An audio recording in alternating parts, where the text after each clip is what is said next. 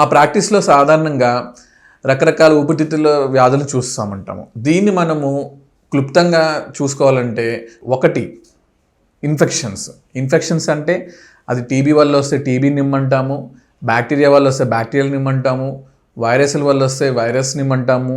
మనకి ఇప్పుడు కోవిడ్ అనేది వైరస్ వల్ల వచ్చింది, సో అది కోవిడ్ నిమోనియా అంటాం. ఫంగస్ వల్ల వస్తే ఫంగల్ నిమోనియాస్ అంటాం.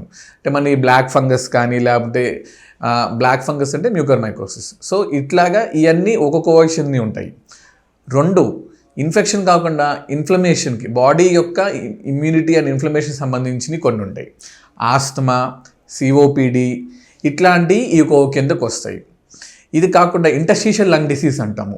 వీటిలో మనకి హైపర్ సెన్సిటివ్ న్యూమనైటిస్, యుఐపి అంటే ఐపీఎఫ్, ఆర్థరైటిస్ వల్ల ఊపిరితిత్తుల మీద ఎఫెక్ట్ అయినా కానీ వీటిలన్నిటిని ఐఎల్డీస్ అంటాం. ఈ ఐఎల్డీస్లో మనకి ఊపిరితిత్తులు అనేవి గట్టిగా తయారైపోతాయి. మనకి ఎలా అయితే స్పాంజిని కనుక మనము సిమెంట్తో మనం ప్లాస్టింగ్ చేసిన తర్వాత బయటకు తీస్తే ఎండిపోయిన తర్వాత బ్రిటిల్ అయిపోయి పొడి మారిపోతుంది.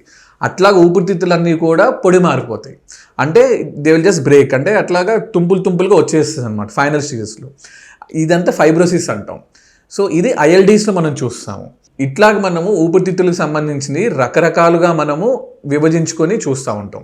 ఎయిర్వే డిసీజ్లో మనకి ఆస్మా, సిఓపిడి ఇవన్నీ చూస్తాము. అండ్ దెన్ ఇప్పుడు సిగరెట్ స్మోకింగ్ వల్ల కానీ దేనివల్ల అయినా కానీ ఊపిరితిత్తుల క్యాన్సర్ వల్ల మరణించే వాళ్ళ శాతం ఎక్కువగా ఉంది భారతదేశంలో. ఇప్పటిగా మగవాళ్ళలో lung cancer is the leading cause of death.